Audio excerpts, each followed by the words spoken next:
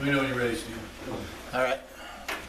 Go ahead with the pledge of allegiance, please. I pledge allegiance to the flag of the United States of America and to the republic for which it stands, one nation, under God, indivisible, with liberty and justice for all. Would anybody like to do an invocation? Okay. Roll call. Brenda Abbott? Here. Jerry Harris? Here. Hank Mast? Done. Robert Rodriguez here. Bill Starnes? Here. And Fire Chief Rhodes? Here. Thank you. First business would be the approval of our January 13th meeting. Everybody had it mailed to them, the minutes. Yep. If nobody has any questions, and they've all read them, I will entertain a motion to approve the minutes from January 13th of 2016. Move to approve the minutes. Second. Okay, all in favor? Aye. Okay, it's approved. Thank you very much. And then we'll jump right to Bill with the financial report, please. Okay, we had a total of 4 checks written for a total of $1,013 and a penny. We have Douglas Electric have $225.56 in credit. Water $321.86 in credit.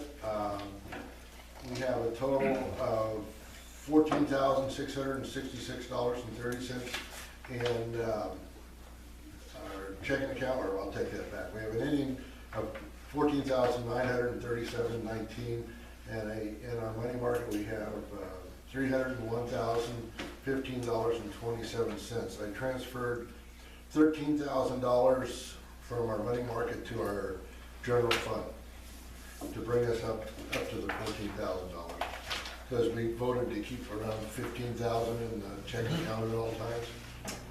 And that's what I did. So if I can have approval for the 4 checks we've written, I'd appreciate it. I will entertain a motion to approve that. Move to approve the checks. Second? I'll second it. All in favor? Aye. Okay, thank you, Bill. I got a question. How much is our balance on Umpqua Water and Douglas Electric? According to what I can figure out, we have $225.56 and $321.80. We just got the Douglas bill, it's sitting in here. Okay. We owe them $23. I was gonna talk about that. Oh, so we actually, We're at the end, yeah. okay, cool. That's okay, we can pay them yearly. Yeah, we went to, yeah.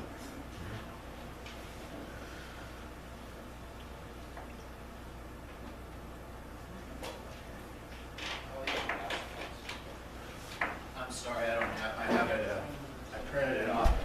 It's at home, these are last ones.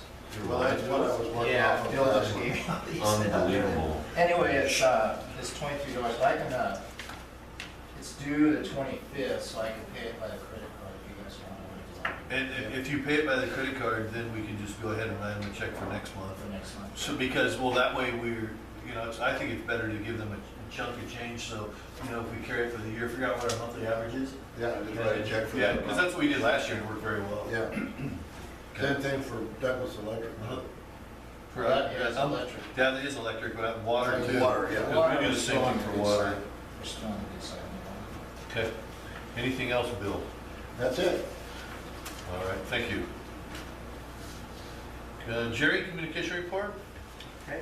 On website usage from January to February, the number of unique visitors increased from 107 to 204, and the number of visitors increased from 253 to 288. Number of pages accessed increased from 617 to 633. So people, this time we're looking a little more at the website. In terms of updates, I updated approved documents, water calls, treasurer's reports, chief's reports, videos, and alerts. I added Oregon travel safety websites and national programs to the safety page, and I added a photo of the Explorer Scouts to the volunteers page. For proposed change, I'm still waiting for any Christmas photos or links to them. So Steve, I don't know if you want to send me the photos, or if Yeah, they're, I was gonna or are send they them up to you. somewhere else? No, I can just I link- have them online thing, I just have to send them. Oh, okay. That's if you want them on the Yeah, volunteers page. I had That's to up to sort you. them, I had to sort them out the other day when I sent you the other one, and I haven't got to it. I'm Okay, sorry. that's fine. As always, I request any suggestions for changes to the website. If you see something that's a mistake, or you'd like to see something improved, please send me an email. Communications with agencies, I haven't had any in the past month. With the fire department, I had received listed the December blotter calls and the chief's report from the chief, so I was able to put those up. And I also had received that photo of the explorers. Communications with the community, I posted a public notice for today's meeting in the newspaper, on the website, at the Lookingglass store, and at the Grange. And I don't know if that's why we have more people tonight or not, because of the posting, or people just took an interest this month. That's great. Good to see all of you. Okay, District Operations Manual. A completed draft of the district's operations manual was available in the district office for review by board members and the public prior to a resolution for adoption being presented in February, this meeting. I also downloaded the 2015 version of ORS 478 to include in the operations manual. Every 2 years, there's a revised publication of the Oregon Revised Statutes. There may be amendments that happen between those 2 years, and so there can be specific updates to certain parts, but there's a full publication that comes out every odd year. And so now I have the one for 478, but from what I could see in the tables on the legislative website, for 2014 and 2015, there were actually no changes made to ORS 478. There were some proposed changes from the House bill, but that was not passed.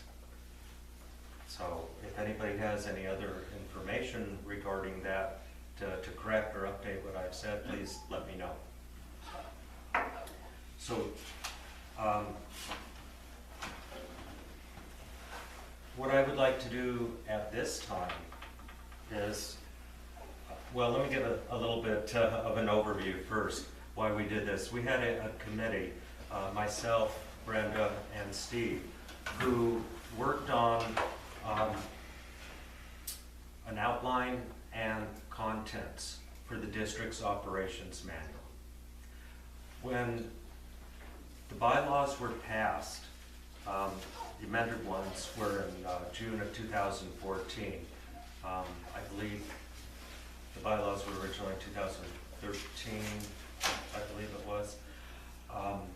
When they were passed, they included a statement about an operations manual and how the communications officer is responsible for keeping it updated together with the secretary and the fire chief. But there was nothing in the bylaws or in any resolution or motion as to what the contents of this operations manual is supposed to be. So, during the past 2 years, an operations manual, so-called operations manual, has been here in the office. You can see how thick it is. Somebody decided this is the contents of what should be in here.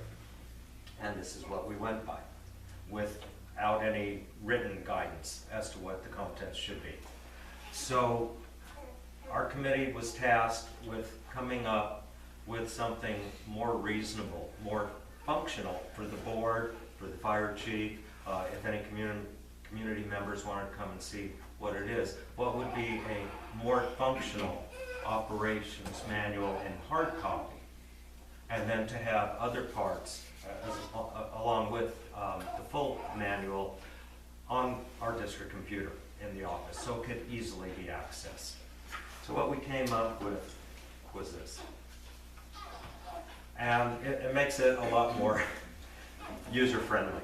to go through this. And then if you want to see any more specific details, like we have ORS 478 in here, but we don't have all the other relevant ORSs in detail in here. We have them listed out as to what the relevant ORSs are.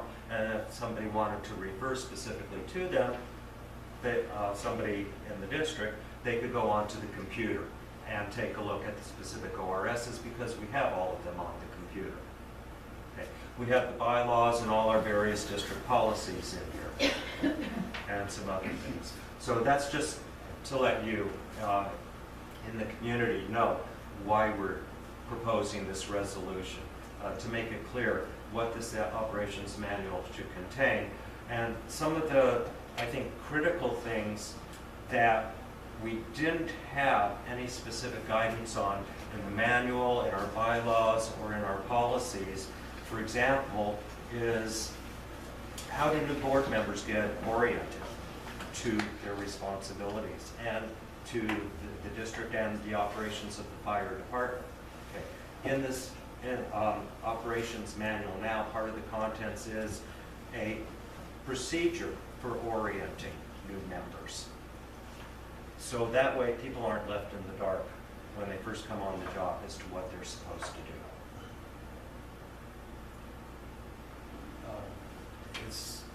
Is there anything, any other board members or Brenda or Steve, you know, since you were working with me on this, is there anything else that you'd like to point out to the community as to what we felt were some essential things we needed? Well, we certainly hashed it out together several meetings, so, you know, I think we kind of covered it. And it did make it a little more simple. A lot of it was just printing the Oregon statutes, and I know anytime I want to look at them, I go online, because you want to know it's correct. So it doesn't make sense to just reprint them every 2 years or every year, so that was a big part of getting it small. Right. Yeah, a lot of the paper, like 477, 478 we'll keep because they're our daily operations, but everything else, if we do have copies, we're keeping them up in binders on the shelf, and we don't really need them in the manual to thumb through. So that was a good idea.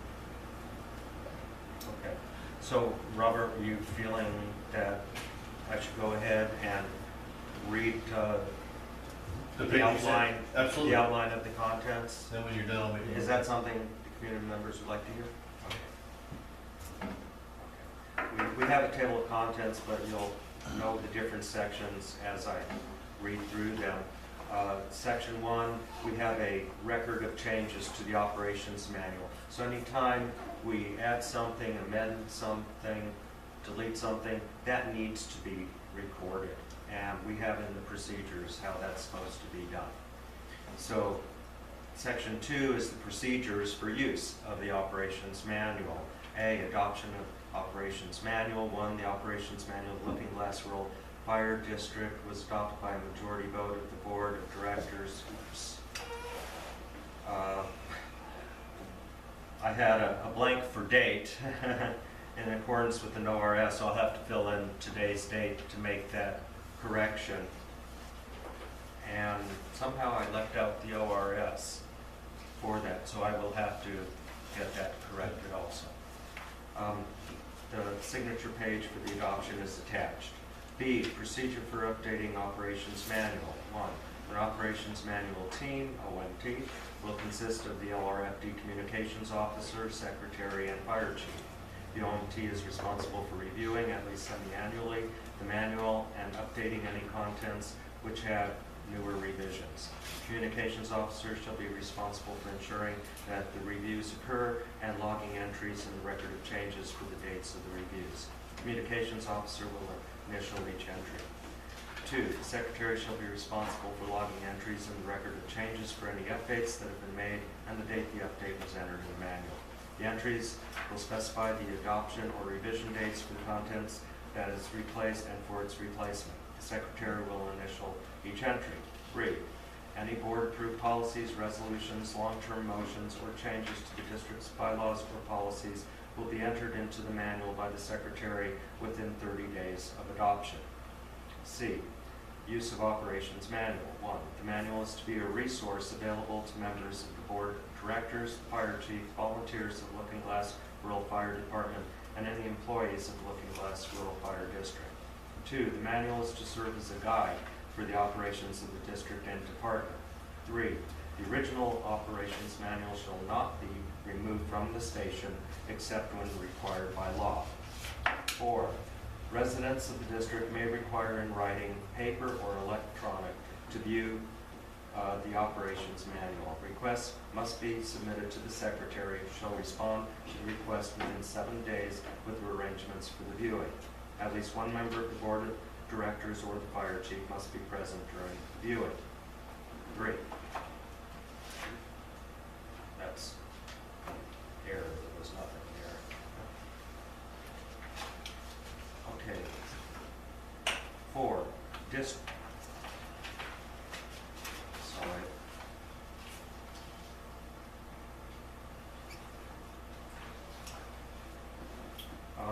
This is going to have to be renumbered. There was a typo. Next is district operations. 3.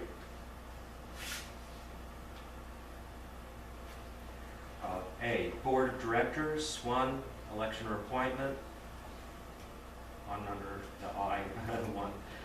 5 board members shall be elected by the eligible voters of the fire district in accordance with the procedures of ORS 255 and ORS 478.050 and for a term in compliance with ORS 478.210. At each July board meeting, the board shall vote on officer positions for each member as required by ORS 478.250. The officer positions and the responsibilities are described in the district's bylaws, policies, and elsewhere in this manual.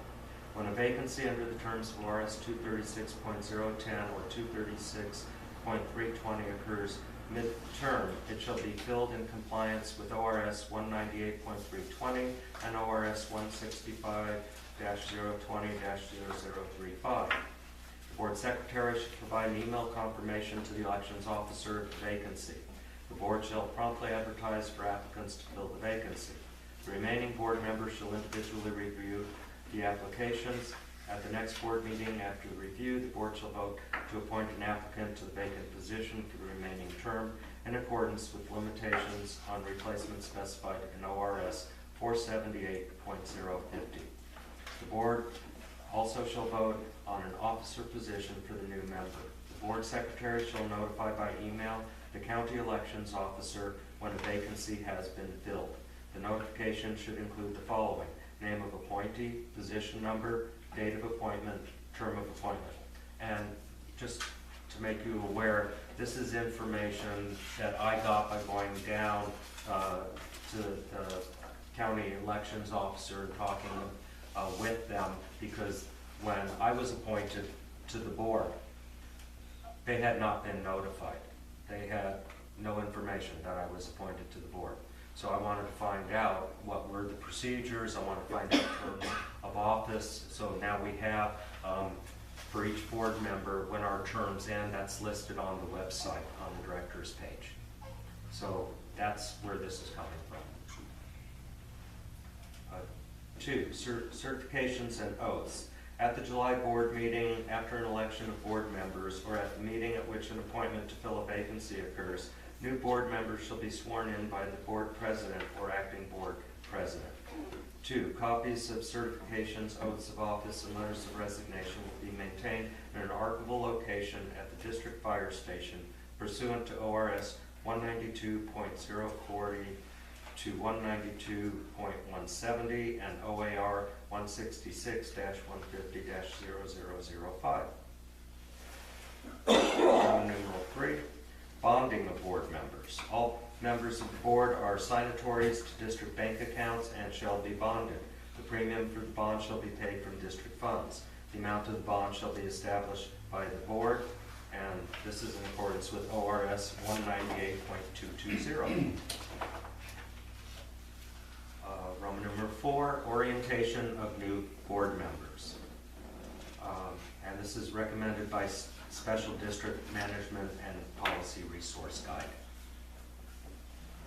1, Within 30 days of taking office or as soon as possible, each new board member should be given an orientation by an experienced board member and/or the fire chief. An orientation should include a facilities tour and a review of the following, and any major issues which impact the district. 1. As part of the orientation, each board member will be given a notebook in which to keep district bylaws and policies, relevant excerpts from Oregon statutes and regulations, and board meeting agendas, minutes, and reports. The notebook is considered district property and shall be returned to the district when the board member terminates their position on the board. Now, for a few years, we have had these binders, but this is clarifying what should be in the binders that we all receive, and that it is district property and does need to be returned to the district when a board member leaves the board. 2. A log of board member orientations may be retained in this section. The log should include the date, members present, and topics of the orientation that were provided. 3. New board members should be advised of the Special Districts Association of Oregon, SDAO website, which contains training materials for board members. And each year, Steve, isn't it that each year if we view certain training materials, it helps keep our insurance policy Yeah, we at get a lower 10% rate? 10% discount. Right.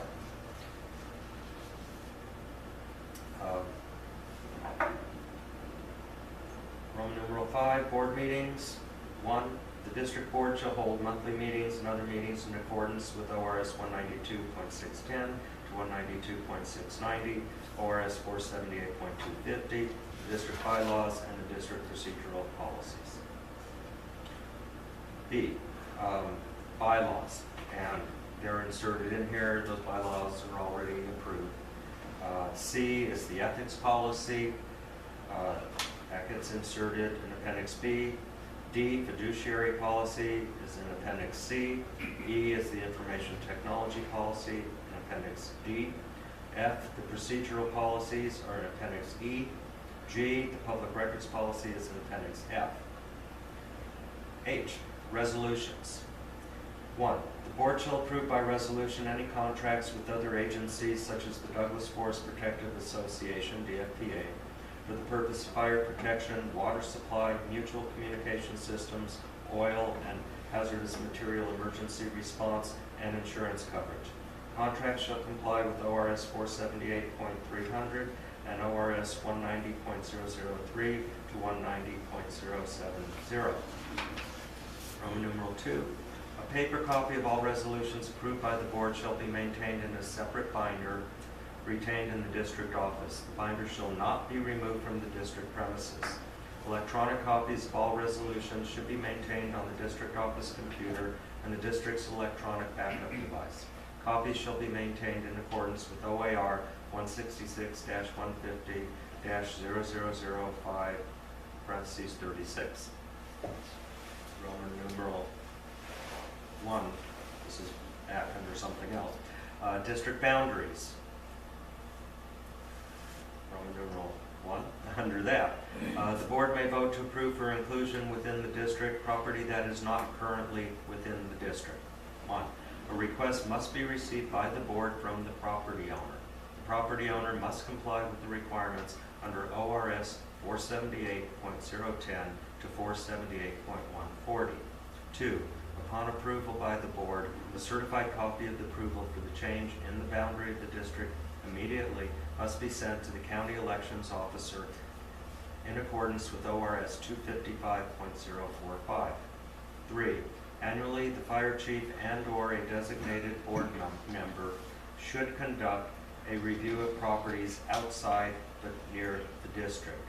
The fire chief may choose to send an informational letter to the property owners advising them that they are outside our district and how they may submit a request to be annexed into our district if they so choose. J. Procedures for organizing, maintaining, and accessing records. Roman numeral 1. Requirements for retention of public records, OAR 166-150-0005, shall be maintained in the front office manual. Roman numeral 2, public records shall be made available to the public in accordance with the district's public records policy and ORS 192. Roman numeral 3, paper copies of meeting agendas, public notices, minutes, invoices, and receipts shall be stored in monthly folders in a locked cabinet in the district office. Documents older than 2 years shall be stored in an archival location on site, grouped by type and arranged chronologically by fiscal year.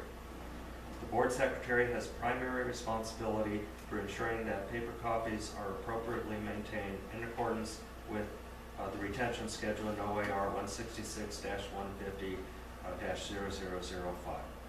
And this is partly to not have our file cabinet so overburdened with old files. The organization in that file cabinet is a variety of different types of documents by month.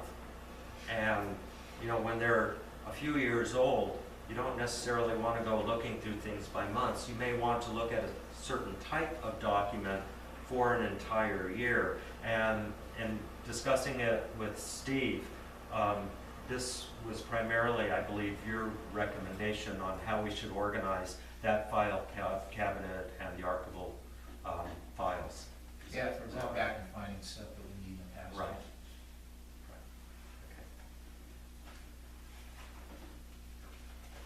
Roman numeral 4, in relation to their officer responsibilities, board members and the fire chief shall be responsible for ensuring that administrative records as defined by OAR 166-150-0005 are retained in accordance with their appropriate retention schedule. Roman numeral 5, electronic copies of meeting agendas. Is this what I already read? Okay. Electronic copies of meeting agendas, public notices, minutes, meeting videos, invoices, and receipts, when available, shall be stored on the district office computer and on an external backup device maintained in a secure location. The board communications officer has primary responsibility for ensuring that electronic copies are appropriately maintained. Roman numeral 6, the board treasurer has primary responsibility for maintaining original and backup copies of all financial records in accordance with OAR 166-150-0110. Roman numeral 7, a backup copy of the current district website should be maintained on the district office computer and on external backup device maintained in a secure location. Okay.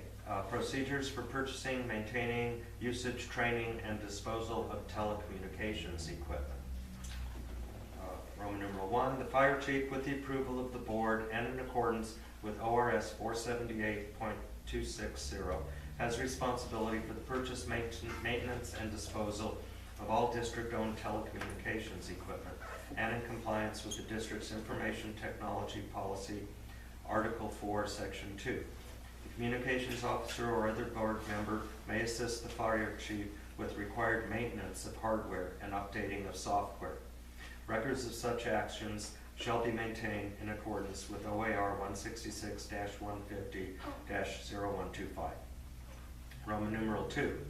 The fire chief and/or board communications officer or other experienced board member shall provide training for district personnel who will make use of district telecommunications equipment in compliance with the district's information technology policy, Article 11, Section 3D.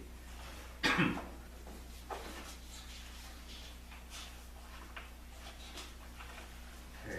then I'm skipping over the various appendices for the bylaws and the policies that have already been approved. And now we come to Section 4, Fire Department Operations. A, the Fire Department operations shall be located in a separate binder to be maintained by the fire chief in the district office. This Fire Department Operations Manual, nicknamed Department Manual, shall be available for viewing by department and district personnel as needed and by the public upon request. B, contents of the department manual shall include at least the following and any other information deemed necessary by the fire chief. Roman numeral 1, department organization chart. Roman numeral 2, mutual aid and other interagency agreements. Roman numeral 3, submitting suggestions for department improvement. Roman numeral 4, employee recognition award. This is something we don't currently have, employee recognitions awards, but it's something that's listed, I believe it was in an OAR or something, so we included this as something that the department may want to consider in the future. Roman numeral 5, department standard operating procedures. C, Oregon Occupational Safety and Health Administration, Oregon OSHA. 1, most recent version of the Oregon OSHA rules for firefighters shall be located in a separate manual to be maintained by the fire chief in the district office. D, other manuals and regulations. 1, the fire chief will maintain in the district office all necessary manuals and regulations pertaining to the operations of the fire department. So that's at his discretion, what he feels is necessary. Okay. Section 5, annual reports. A, the chief's report, so that would be Appendix G. I have included the most current annual report from the chief, which at this point in time is for calendar year 2014, and I believe the fire chief will today hopefully be giving us his annual report for calendar year 2015, and then we will be able to replace that out. And then B is the approved fiscal year budget in Appendix H, and that is inserted in here.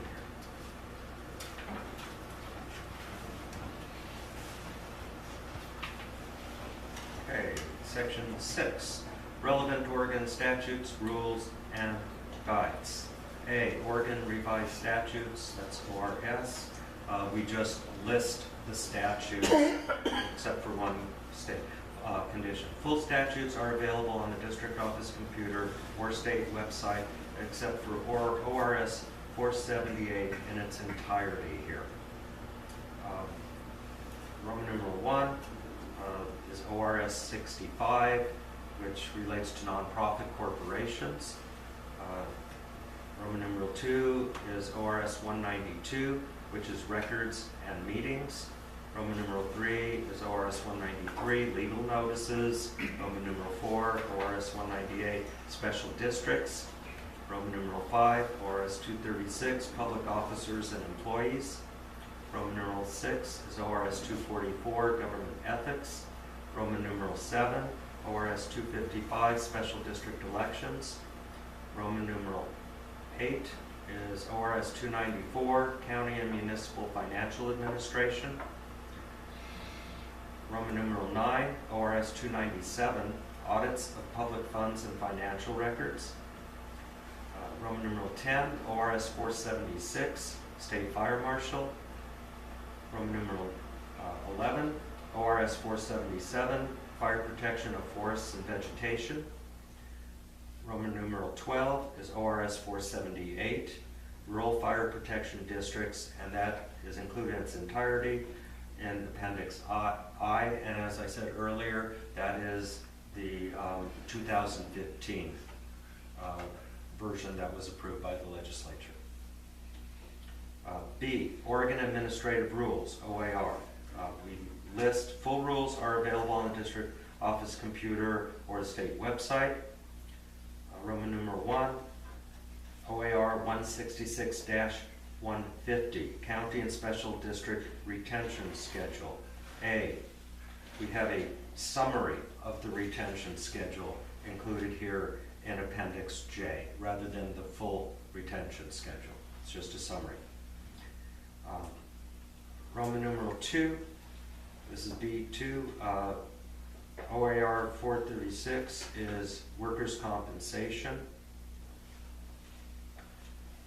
C is Oregon rules for firefighters. D, Oregon guides and manuals Reference list, full documents are available on the district office computer. Roman numeral 1, Attorney General, Public Records and Meetings Manual. Roman numeral 2, Local Budgeting Manual. Roman numeral 3, Oregon Ethics Guide. Roman numeral 4, Oregon Fire Code, Chapter 2 Definitions. Roman numeral 5, Oregon Fire Code, Chapter 5, Fire Service Features. Roman numeral 6, Oregon Special Districts, Budget and Payment of Bills. And Roman numeral 7, Special District Management and Policy Resource Guide. And so, as I mentioned, what was in the appendices follows in here. And then we also have, after all of this, 7, a summary of Robert's Rules of Orders. So a summary is included in here. It's attached. And that comes from the website of Robert's Rules of Orders.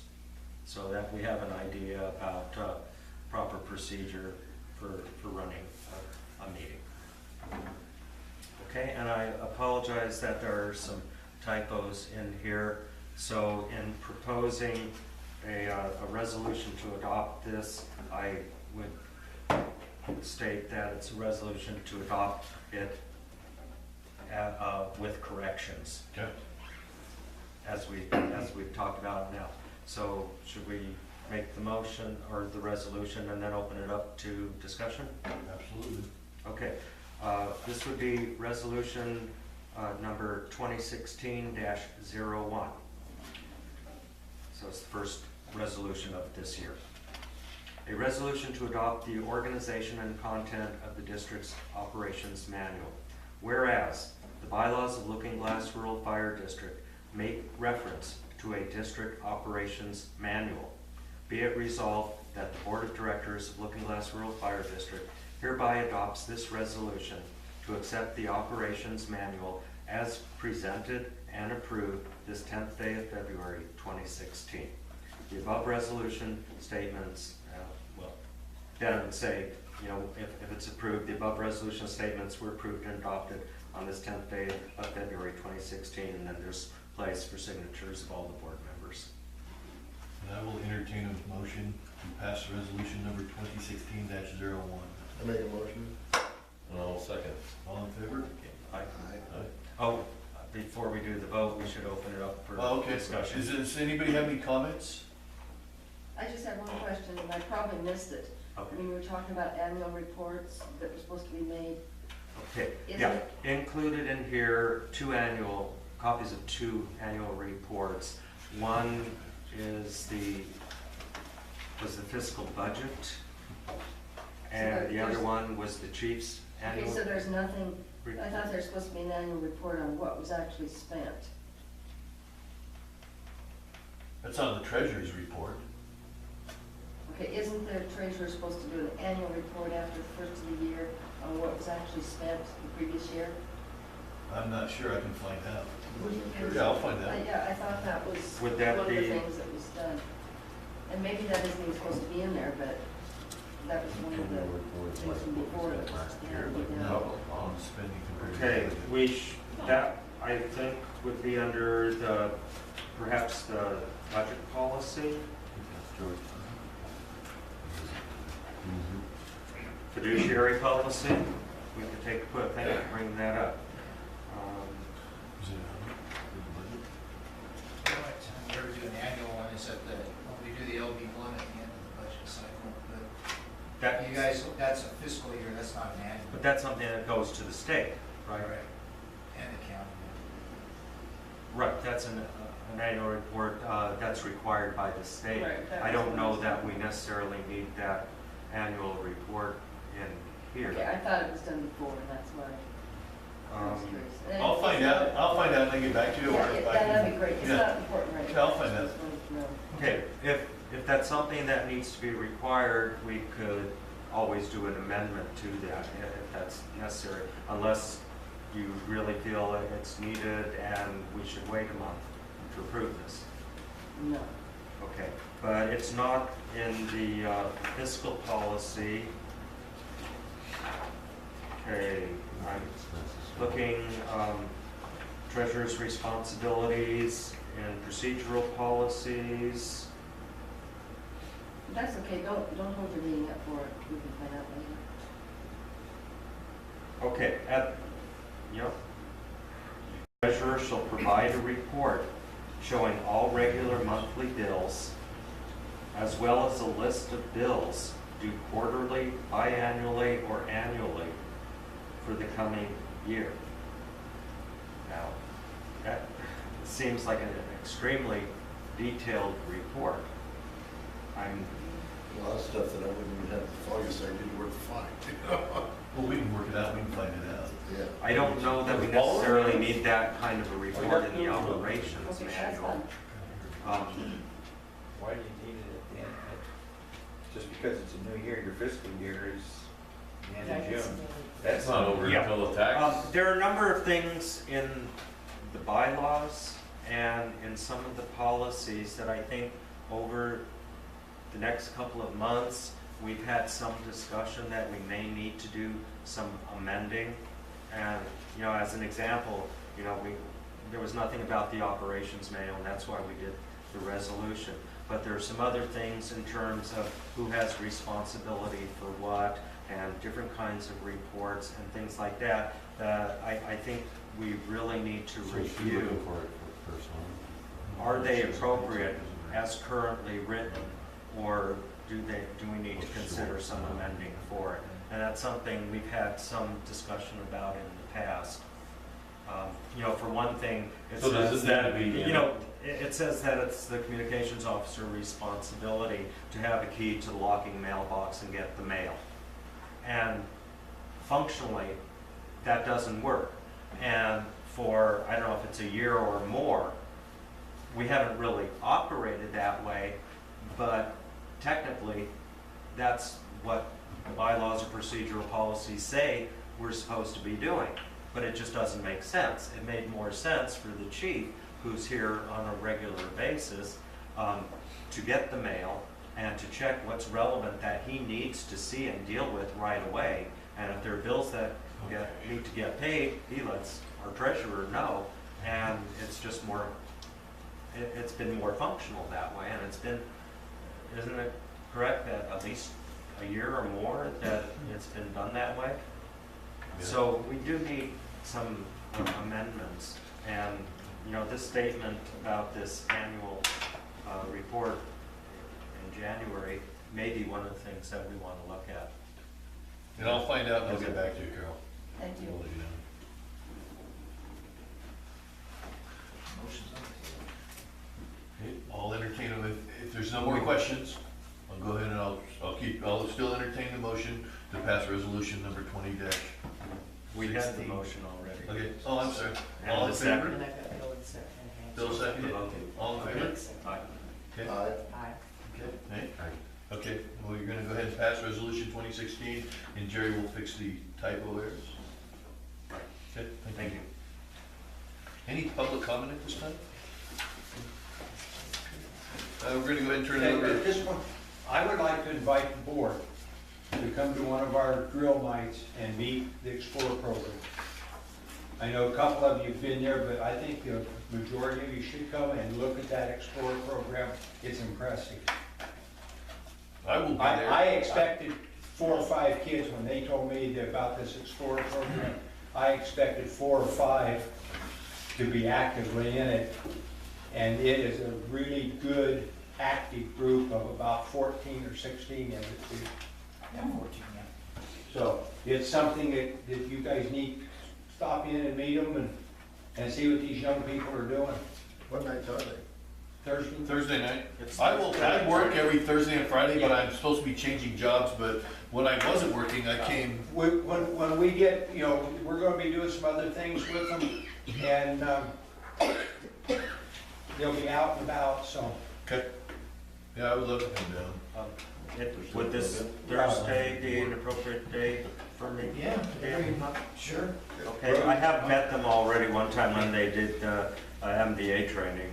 Roseburg City just notified me night before last, they're replacing all their duty uniforms, and They gave us a whole list, or a bunch of the duty uniforms for the Explorer program. That's phenomenal. So they'll all have dress blue uniforms. And that's, Oh. that's the photo of them at That the was table with all turnouts. those outfits. That's up on Volunteers webpage. The South County, South Umpqua Fire District and Green Acres Fire District over at the coast donated all their old used turnouts that were no longer, that were outdated, that they couldn't use, but were good enough for training uniforms. And so the kids all got full turnouts.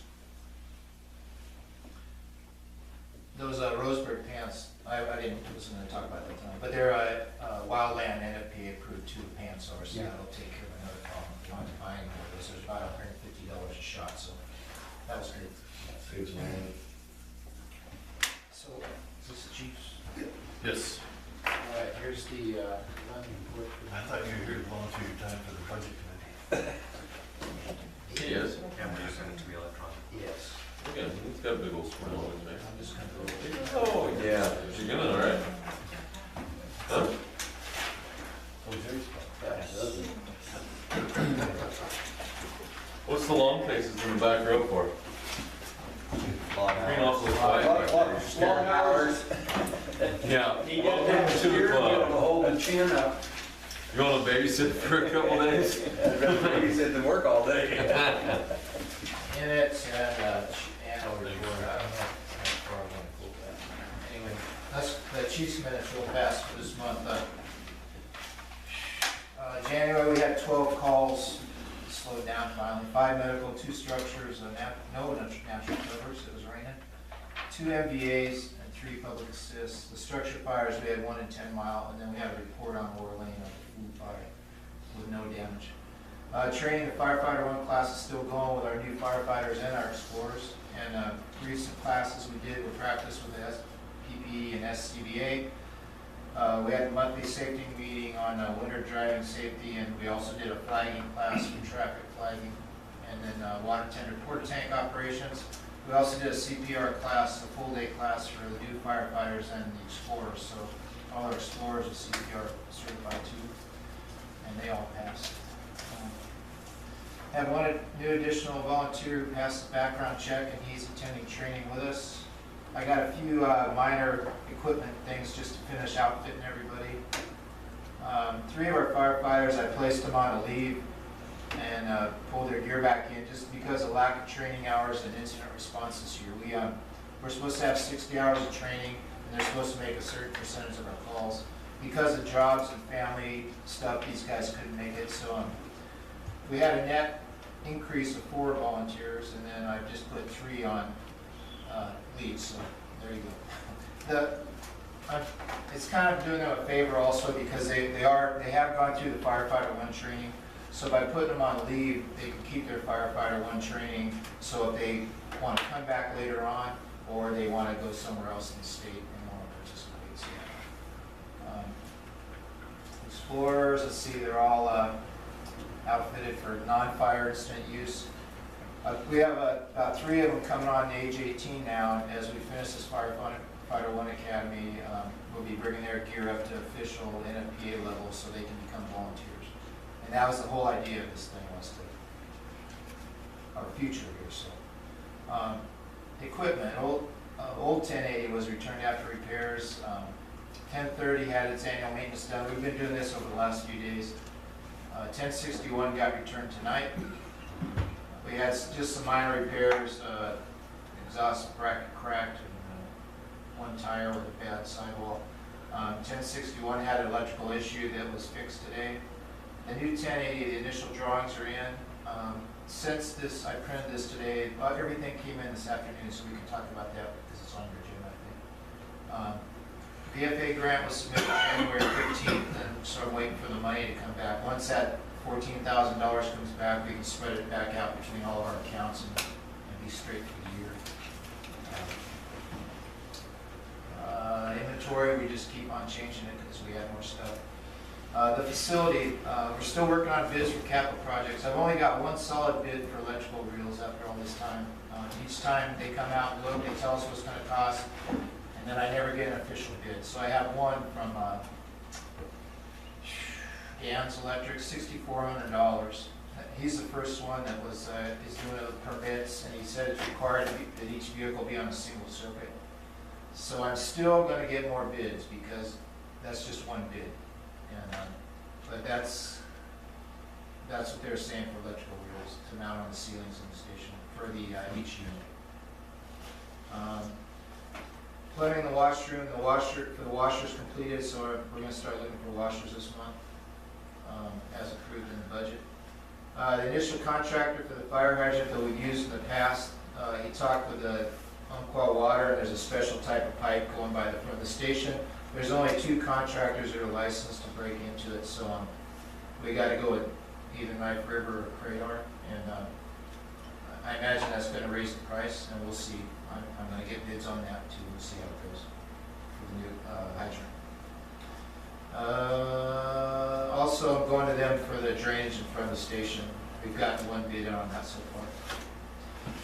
For accounting, I met with Robert down in Wheeler. We got all the budget figures up to date, so your reports now reflect what's the actual money and what accounts and the line items and everything. One account, just to let you guys know, the PPE account and also the fire prevention account, we are over in those by about 18%. We had more materials we needed when we did the school, and the PPE account, as I get new firefighters, I'm having to buy a few more things that we weren't planning on buying.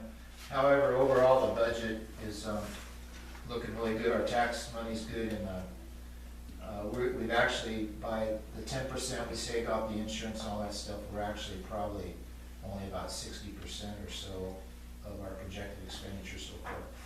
And I think we're gonna end up with some more contingency funds this year. There were no 1099s would have been due February 29th for any employees or contractors. None of our contractors or instructors made over $600 this year, so we didn't have to mail out any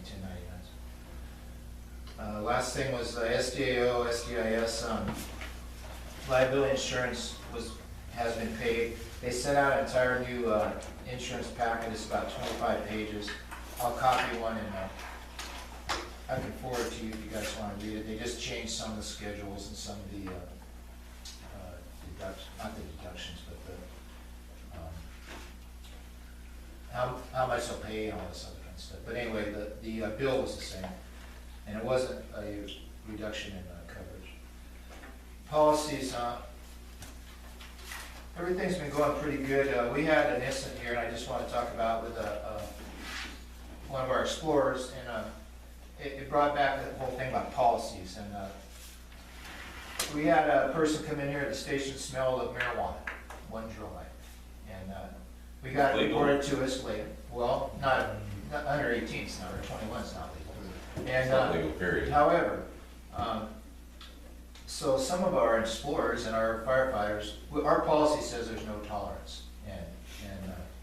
So after the meeting, we had some people come and talk, and we talked about this. There was no impairment, no slurring of speech, no stumbling around, none of that stuff. And I talked to the person later on, and they denied any kind of use. And actually, it's kind of interesting, but they were in a car with a person who legally uses it, supposedly, their father.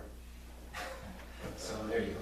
But anyway, that's a story. But anyway, what came up is I went to SDAO for guidance on what we should do, because my initial thought was, well, I'll suspend them, make them get a drug test and come back. But we had absolutely no evidence, no physical evidence other than a smell. Well, that SDAO has sent me 2 policies on that, and our policy just says no tolerance. And the first thing they asked was, do you drug test or alcohol test before you hire somebody new? We don't. We do background checks.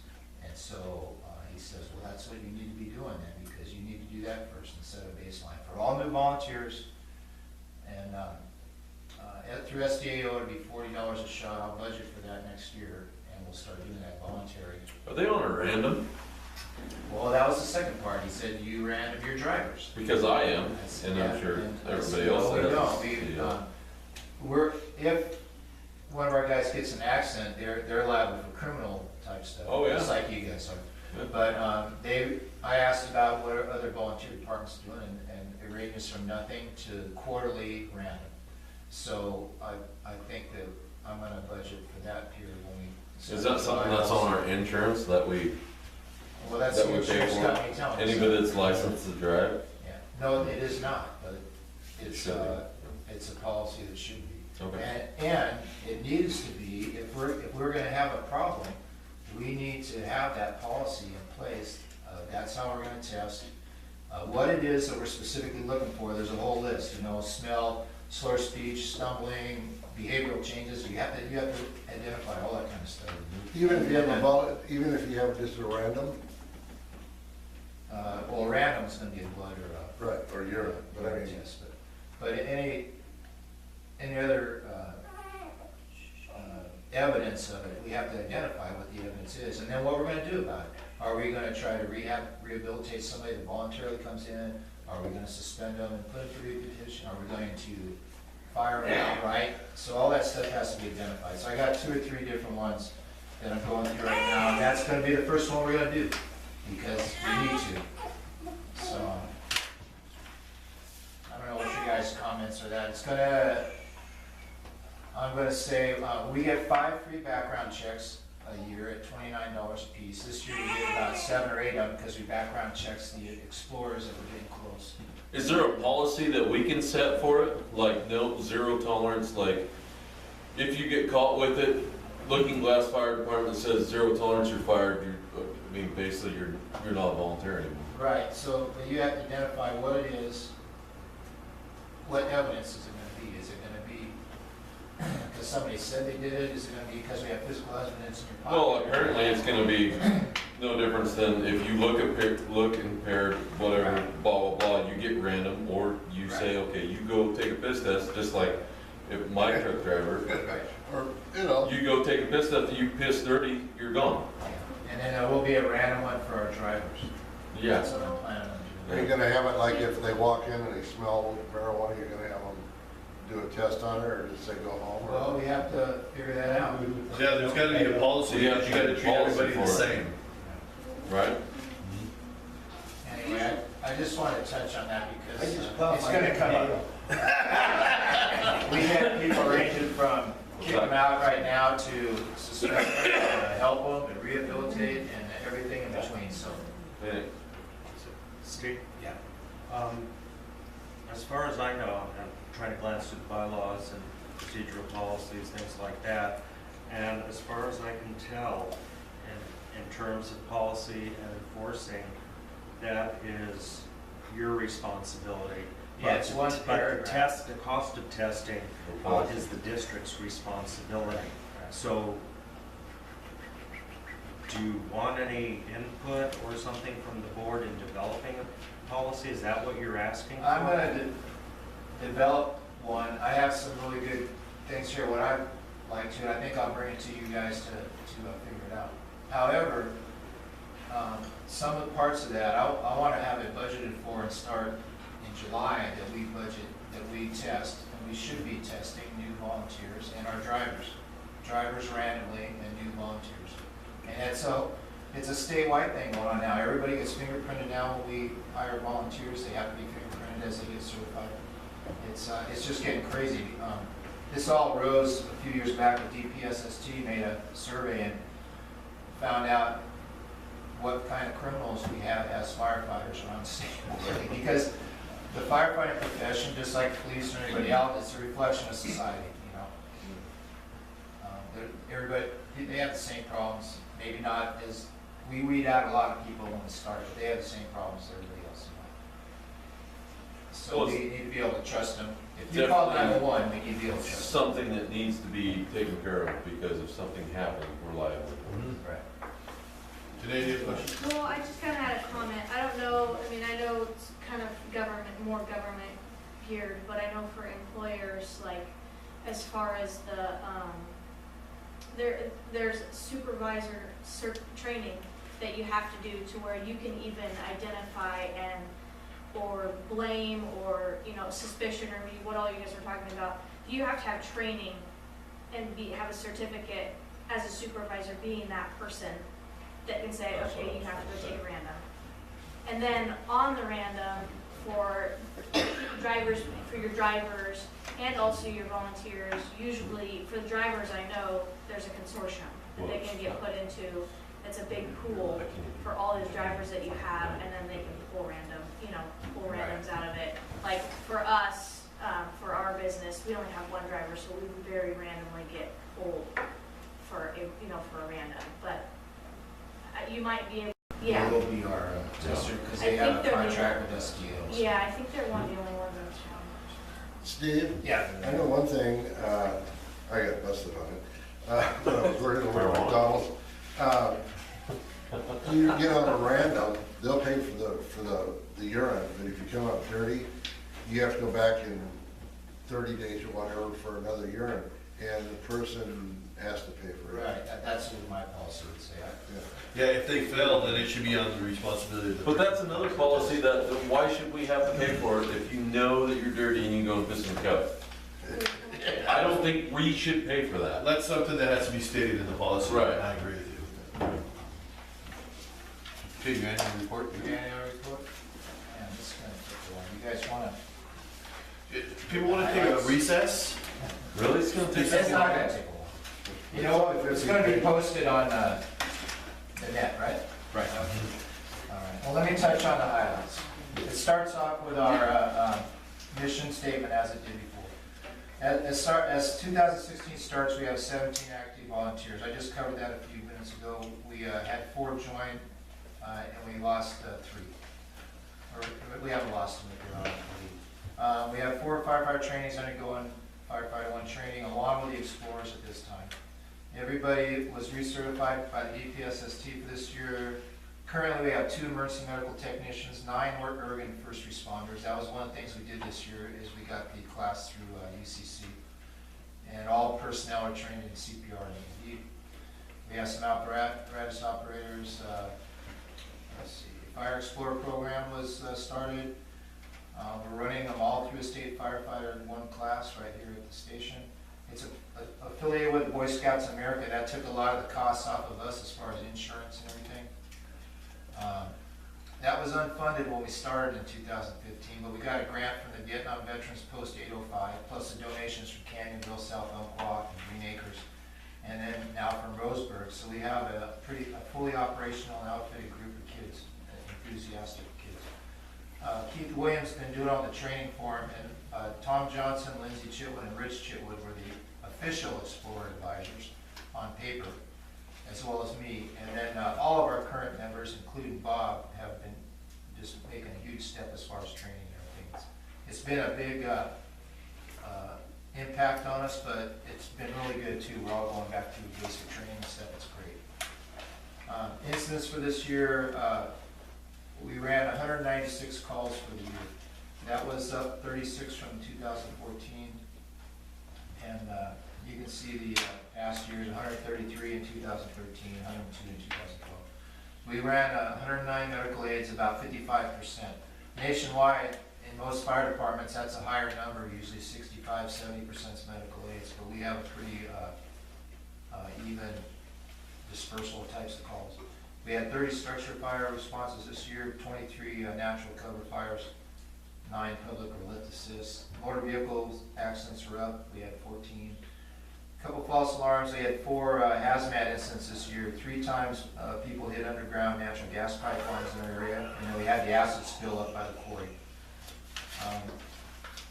35 of the calls, the fires were mutual automatic aid out away from Lookingglass into Winston, Douglas 2, or 10 Mile at Camas, and we got 24 incidents where we got help back, mostly on the wildland fires during the past summer.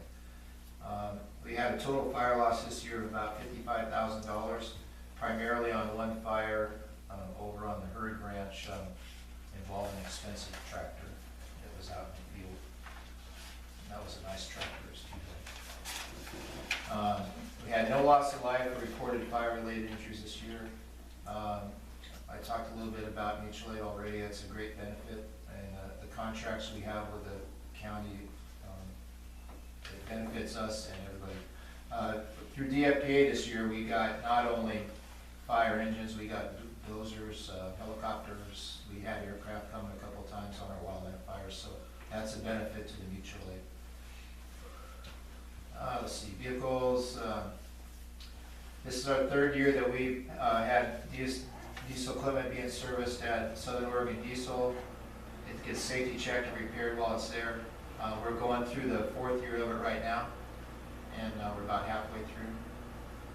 It should result in longer service life, and plus we have safe vehicles to drive, and that's my most important thing there.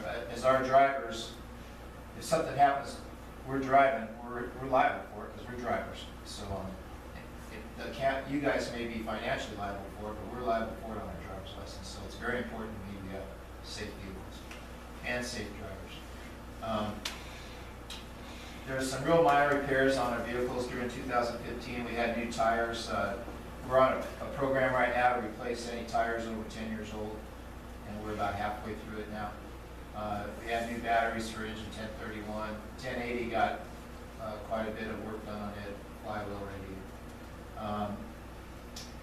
For the rest of the year here, we have a few more tires for 1030 to buy. Annual pump tests are all done. Maintenance is going on right now. Our near future 5-year vehicle needs will be brush 1080, which is being handled right now, and we're going to start planning for the replacement of the second engine, 1031.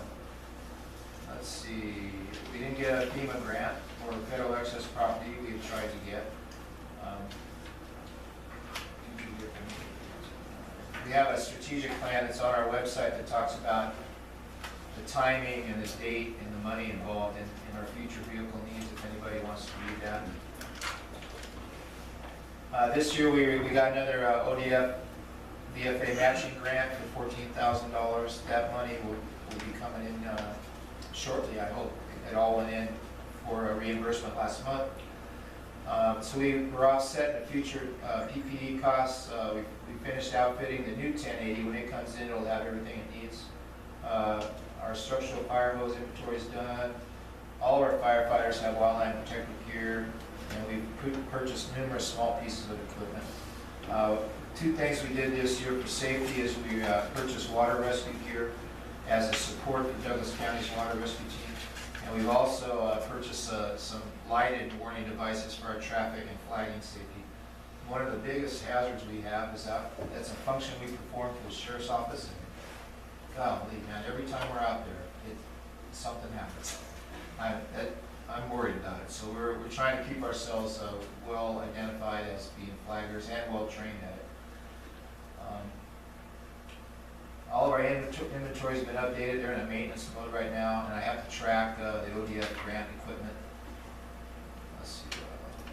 We have minimal needs for the rest of the year as far as equipment. Just finishing annual maintenance and testing of the air supply system, which was done in June, and just replacing stuff as it wears out or is damaged. Let's see. I talked a lot about this, about fire prevention, same as last year. One of the big deals that happened this year was our arson and suspicious fires that happened here in the area. We, in cooperation with DFP and the Sheriff's Office, have been conducting an investigation that still remains open. I can't tell any specifics of it. There's some possible suspects, and hopefully it's not going to happen again this year. But the Sheriff's Office has put a lot of time into this, and we don't have anything official yet. The only other big change this year was illegal burning of garbage and other materials. It became an issue because of landfill charges, and we've been working with that. You guys have heard that the last few months, DEQ, State Police, Douglas County Sheriff's. For fire prevention, we finished our refresher training and education at the school this year again. We had extinguisher training and fire prevention training for the teachers and staff at the school in August. And then in October, we had the entire school here in shifts and put on a real good fire prevention education program for them, plus a little show with some of our tools and stuff. Steve, can I make a comment on that? Yeah. Friend of ours, their 2 grandsons go to the school, and they live over on Touchstone. She came by the house here a month or so ago, and the grandkids come by the house, and one of them walked in and said, "Grandma, your fire alarm doesn't work." Those kids, you know, even though they're in grade school, picked up on the whole 9 yards, And it was super feedback, and it was well worth the effort that is put in by the department and the board to do that. Thank you. We incurred some costs this year on the fire prevention. We try to run some of them through fire extinguisher training and stuff that was not budgeted, but we tie it in with the recharging our regular extinguishers, and we added a few more for the teachers also. We've been, this started a few years back with Tom Johnson, got a state program, and we've been the leader as far as doing this program in the state, and we still are. And we had 9 people here that day running this thing, volunteers in the middle of the week, and I'm really appreciative of how that went. And we've been getting a lot of good feedback back. We participated in cleanup day again, May 2nd. We were in the parade, and we had our firefighter association provided food booth and ice cream social. Funds raised, we applied to our annual Christmas benefit with the food, clothing, and toys to the family that the school identifies. I want to appreciate Jerry and the webmaster. We have a huge array of fire prevention material on our website and safety information. It's awesome. We still have the remains of the small grant we got from Fire Corps, so we have some free smoke detectors around. We installed several this year, and we still have more available. One thing that's going to happen this year is the Wildland Urban Interface, the Firewise, and all the variety of classes and programs they have is big. And I don't know if the weather's going to be like it was last year, but it's something that's really relevant to our area. So I hope to push it. May 7th, they're talking about doing a county-wide wildland training day. And we can coordinate some avenues to get some funding up here for people who want to join Firewise or some of the other programs they have. A lot of the money that DFPA used to have to do fire breaks and cleanup around the community has been put into Firewise, so you have to kind of get into their programs now to get the benefits. So we'll end up doing that. Let's see, training. I go over all the training requirements. That's the same as last year. We have a 90-hour course for firefighters 1 certification. We have to do 60 hours of maintenance each year. The drivers have to do 40 hours of supervised driver training and then pass a test for each type of equipment. And then we have 4 hours of maintenance once you become certified as a driver. We also are certified in CPR and AED and a hazmat first responder, and then we have a wildland safety OSHA class DFPA presents. We did 140 hours of instruction this year offered here. We also, on top of that, we require 12 hours per year continuing education for EMTs and first responders, and this year we ended up getting about 60 hours of that with the class from UCC. And that was conducted by Dale Pospisil, who was a former volunteer here in Lookingglass, who's now an instructor at UCC. Let's see, a lot of that training came outside normal drill nights. We were doing a lot of stuff on weekends here this year. Our Firefighter 1 Academy stretched into this year as we gain new trainees and our explorers. Some of the stuff that's coming up is some live fire training with propane to finish up our Firefighter 1 training. We're going to do a swift water awareness class so we are safe when we're helping Douglas 2's swift water team. We got an electric hybrid vehicle course that's online that we got to take, and through our grant we got several officer courses through the National Volunteer Fire Council and safety officer courses. Facility maintenance this year, we identified some stuff in the 25-year planning document we did in 2012. So this year, maintenance improvements completed included the cleaning and painting of the exterior of the station. We got the PPE, washing, plumbing installed. All we need to do is buy the washer now. Did some maintenance on the overhead doors, maintenance repair of the breathing air system. We have budgeted expenditures for the rest of the year in the plan of your bid stage include the draining improvement from the station, the fire hydrant, and the electrical wheels. All of our extinguishers and safety equipment were done this year, and maintain the building heating and fuel. Any other repairs we had were minor in nature, negative. I always finish up with a capital expense outlook. We did a 25-year plan that's still on our website, and it kind of shows you where in the future the money's going to go, or it's going to be needed if things go as planned. So there's a bunch of different options on how to do that. We're still going to be searching for FEMA and VFA grants for the vehicles. And I think for the community, this will be posted on the web, and if, I can talk a few more if somebody wants to read them. That's all I have as far as the summary for you. You guys want to talk about? Does anybody have any questions? How about the new 1080 progress? This just came in this afternoon. Now, part of it was the, we wanted to talk about the discount, right? So, That's always interesting. So, first of all,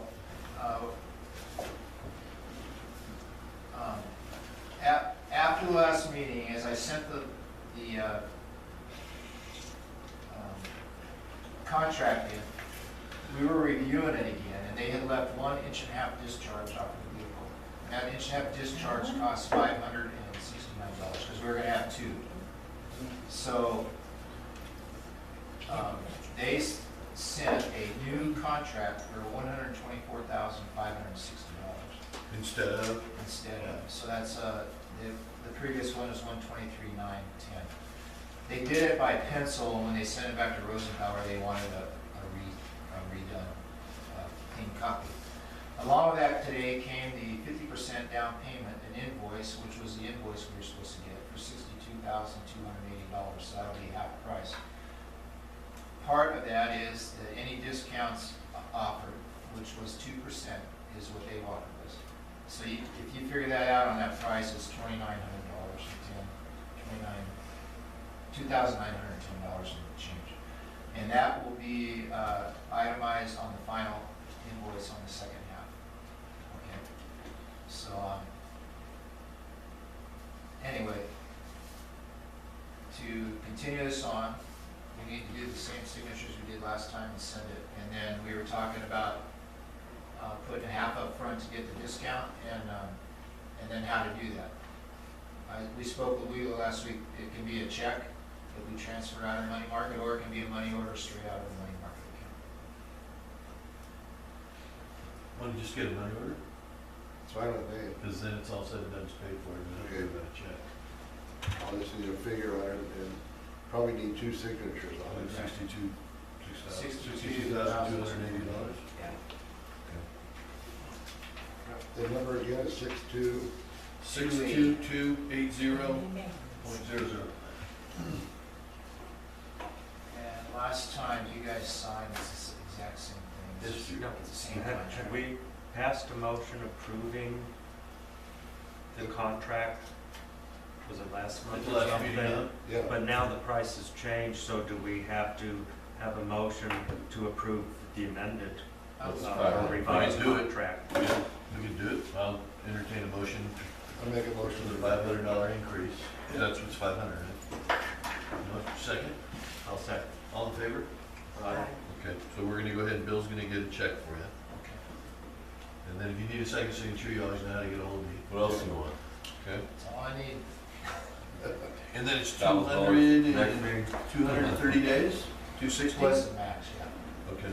It all, it's Hey, all wait a based minute, on how fast the if check. I write this check, I want it tomorrow. When I go down and buy a car, I can drive it off the road, baby. That doesn't happen in the fire service. I can guarantee you. It's These about- guys have to have time to. It's miss about it. a 3-year, it's about a 3-year process from start to finish. How long? It's about a 3-year process on a regular engine from start to finish. We talked about a lot before, but what's happened these days with the recession and stuff, they used to stock CAT engines, Allison transmissions and all that stuff, and they just put them all together. They don't do that anymore because they got hung up, they got stuck with a bunch of them back in 2008, 2009. Plus the engines, emission standards change every year. If you buy a couple engines and stock them up, by the time you go to install them, something, you can't put them on the road anymore. I don't think on it, do I? I think Bill is. Perfect. Okay, any old business? All good. New business, I put, obviously the budget's coming up, so we're gonna need to find a budget committee for Jerry. And then, Karen, are you still gonna be on the budget committee? You're still gonna be on the budget committee, correct? Okay. And then has anybody got a hold of anybody else? No, I just found the 5 names.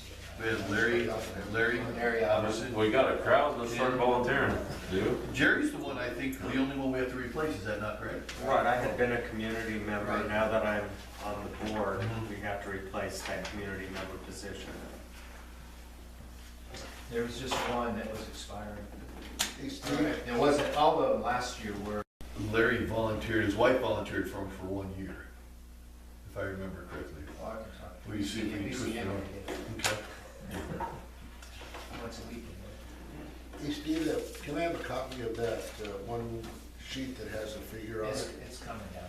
I've already signed it, but can I get a copy of it? Yeah. I'll have it signed. Is it coming up for me to sign? No,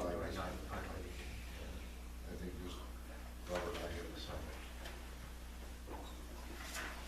it. Just as a final statement on my stuff, is I'm, other than the maintenance of the vehicles and some very minor personal equipment and the facility operations, we're done purchasing this year, just to let you know. Once that money comes in from the VFA grant, we'll get it back in the fund, straighten out all line items, and then we'll be done purchasing.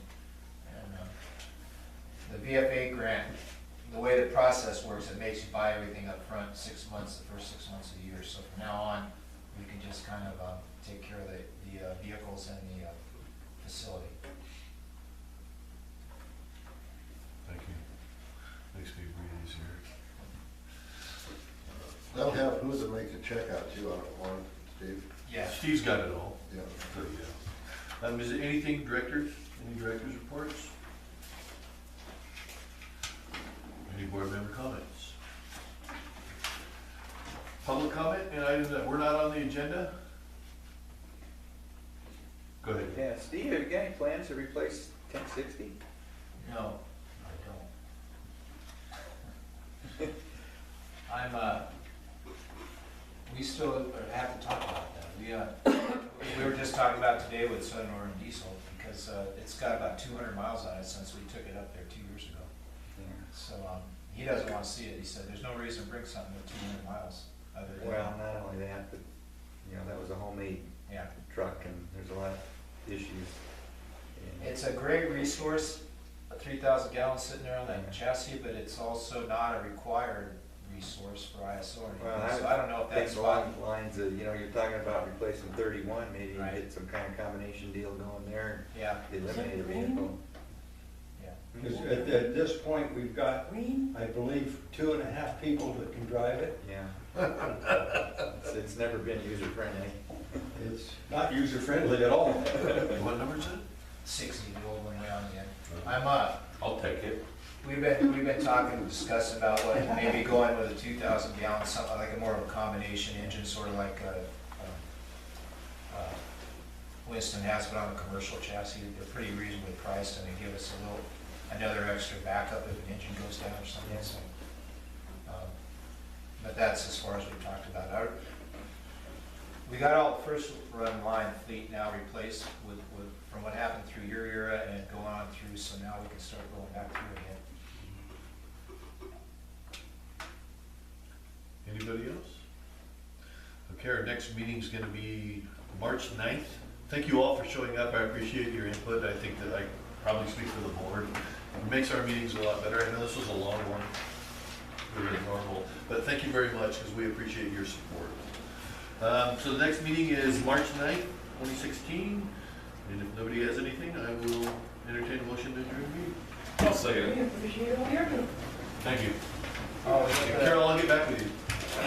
we got the new flag light up there. Karen. Yeah. New flag lights up there. You like it? Give me a date, get in